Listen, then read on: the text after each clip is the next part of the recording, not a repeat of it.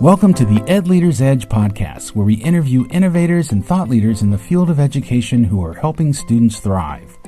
I'm your host, Ed Madison. I'm a professor and researcher at the University of Oregon, an educational consultant, and serve as executive director of the Journalistic Learning Initiative, a nonprofit organization that empowers elementary, middle, and high school students to discover their voice, improve academic outcomes, and become self-directed learners through project-based storytelling. Welcome to our program. Welcome back to the podcast. Jay Clark is superintendent of the Rawson Schools in Rawson, Ohio, where he served for 3.5 years.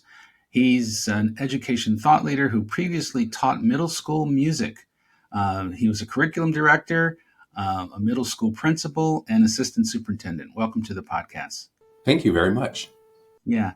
I noticed that you penned on your LinkedIn an article and a quote from Simon Sinek that said, leadership is not about being in charge. It's about taking care of those in your charge.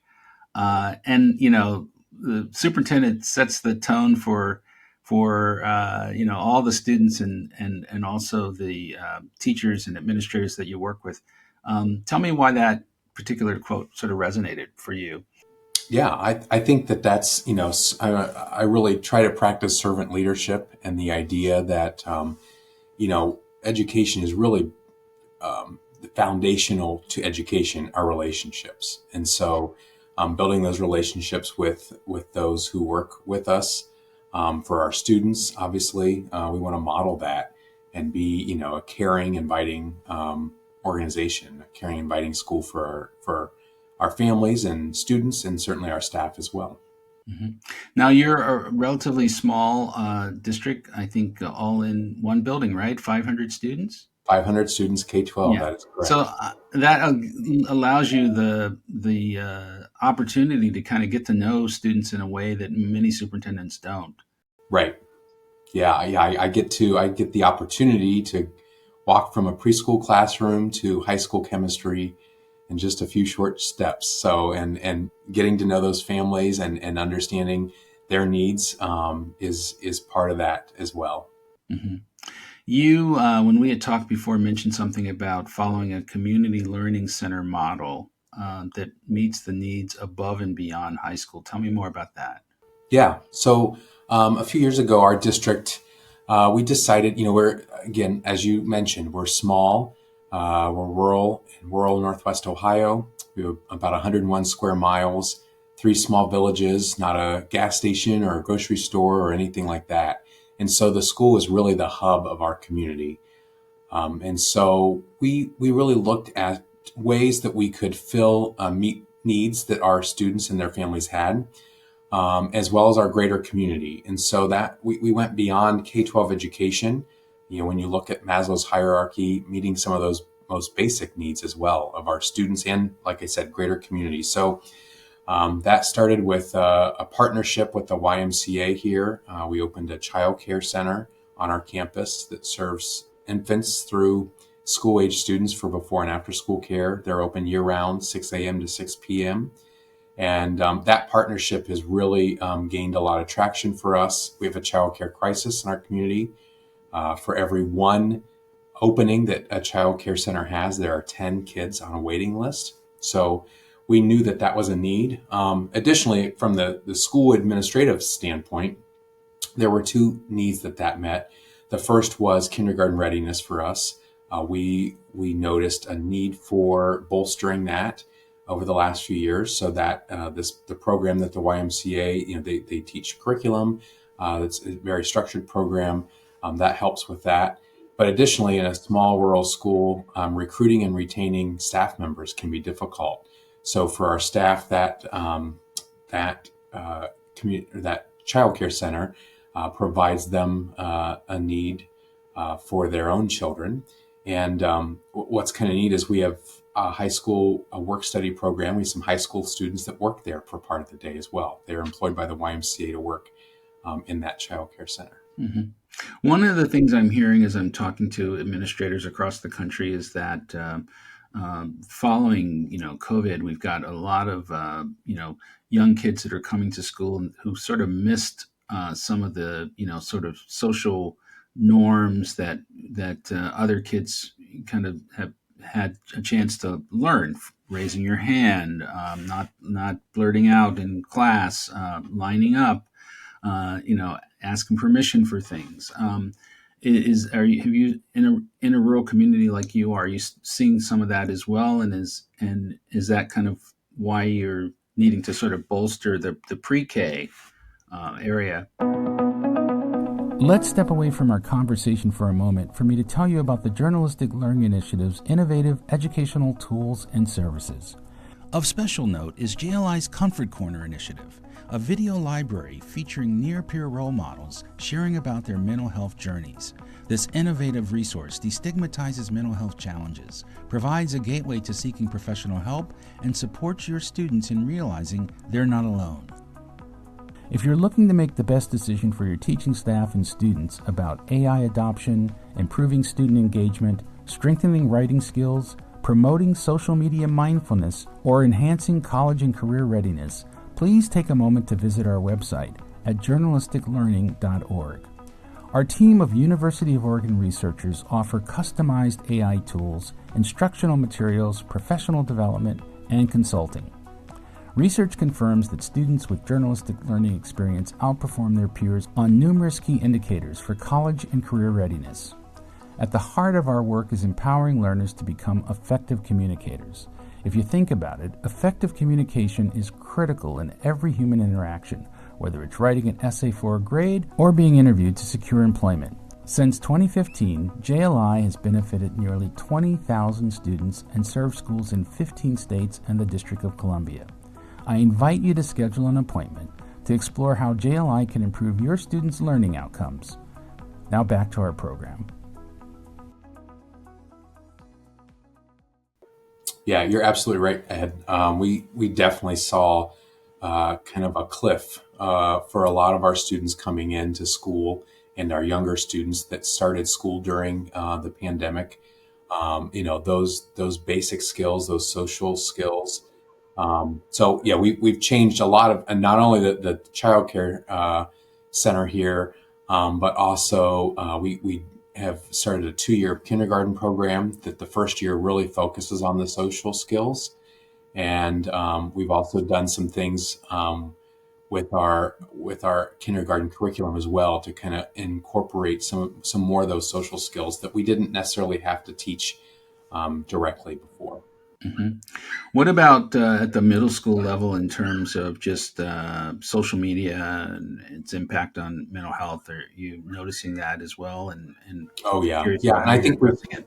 we've definitely seen that over the last several years. I saw that as a principal, 4 or 5 years ago. That impact, our kids, they really we need to help them build those connections. And that's been, I think that the pandemic added, a lot of a layer of complexity to that for our kids, because we weren't able to connect, and we had then kids. We have a kind of a group of students who were of an age to get involved with sports or the arts or other activities that didn't really do that. They didn't have that formal opportunity to do so. And so that's another piece of the puzzle that we've seen is trying to help our students and our families build those connections and create those connections with other people, other humans that are authentic, not just online. But whether it's again playing basketball, being in the band, all those sorts of things. And we've seen an increase over the last 3 or 4 years. We've seen a 30% increase in our student activity participation because we've really worked hard to get those kids back into school activities. Mm. Yeah, I can say that I'm noticing even at the university level, students' reticence to interacting, particularly in my instance where we're teaching, journalism and using the phone. So just they're so adverse to like talking as opposed to texting, which is troublesome in so many different areas. Yeah, absolutely. Yeah. Yeah. Tell me about AI and how you're looking at that and what you're observing and what you're thinking about it. your district? Yeah, we definitely, I think we're at a point in our district. We have been a little slower to move with it. Been kind of investigating it. We've been talking with our administrators about pulling together some folks to represent, our teachers at different levels, different content areas, and certainly bring in some folks who are educational technology leaders to try to figure out what the best way to approach this is. I think that there are a lot of opportunities with AI. Yeah. I've used it some myself for some coursework that I'm doing and in my role to an extent. I'm here as superintendent. But I think it's again just like cell phones and technology of all sorts. We need to first of all understand what it is, but then figure out how to help our students leverage it in a positive and productive way. Mm-hmm. Because we know they're likely using it as I speak, but it's getting them to understand how to use it productively and appropriately, so that it can help them and add efficiency and maybe a level of quality to their work that they may not have had before. Yeah, well, I've been saying a lot that it's democratizing tutoring in the sense that you used to have to be quite wealthy in order to have a tutor for your child, but now through Khan Academy and other resources, and then in terms of the work that our nonprofit is doing here in Oregon, we've developed a tool that is being used for career exploration. Mhm. So it helps young people sort of figure out what their strengths are and how that might align with prospective, job prospects, and even helps them, cull together their resume and cover letter and prepare for the interview and even stay motivated through the whole process. So I'll give you some information about that at a Yeah, later date. yeah, that'd be great. I am curious, and I've been asking lots of superintendents this about just the overall sort of public perception of public education. Particularly in some of the more urban centers, we've got a situation where um, the charter school movement, and there are good things about charter schools, but is pulling from the revenue that's available to students who don't have that option. Either they don't make it into a lottery, or they don't have transportation to, kind of take advantage of those other opportunities. And there just seems to be um, a negative narrative about public education that is driving our teachers to choose other other things to do with Sure. their time, Yeah, but also just isn't healthy. And I'm just curious if you have any thoughts about that. How can we yeah. shift that? Yeah, I think school choice has changed the environment quite a bit for public education over the last 20 years or so. I think a few things. I think it's really important for schools to tell their story, because I think for a long time, and there are still places where this is happening. We've let other people either create a story that's not accurate, or and kind of control that message. And something that I feel very strongly about is telling the story of our district. Like I said, we're 500 kids. There's not a lot of choice for our families. They can open in Ohio. You can enroll in another public school district, typically that borders the school district where you live, or you can go to a non-public school. We have vouchers in this state now that program's expanded. But really, for most rural families, those options are still much more limited than they would be for an urban area.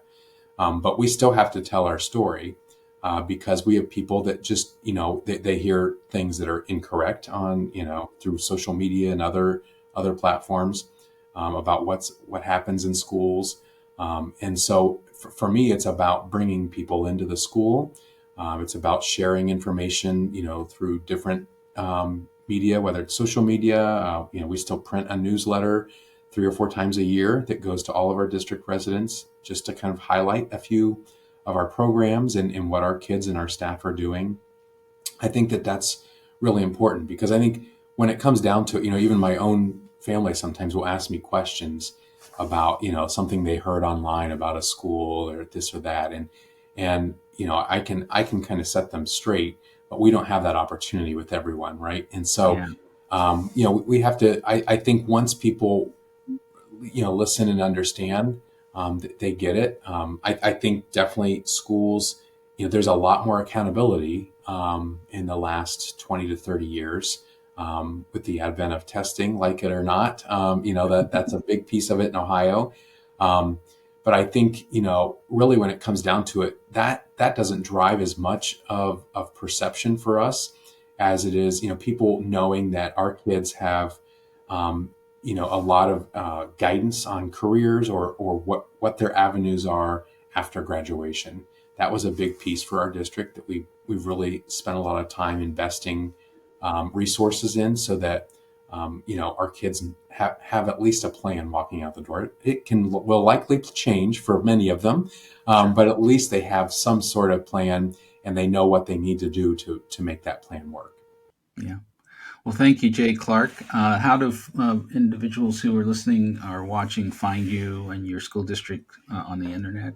Yeah. If they go to, it's Cory, CORY, Rawson, RAWSON.org. That's our webpage, or at Cory Rawson Local, no hyphen, on social media. And then myself, I'm at Jay Clark OH on Twitter and LinkedIn.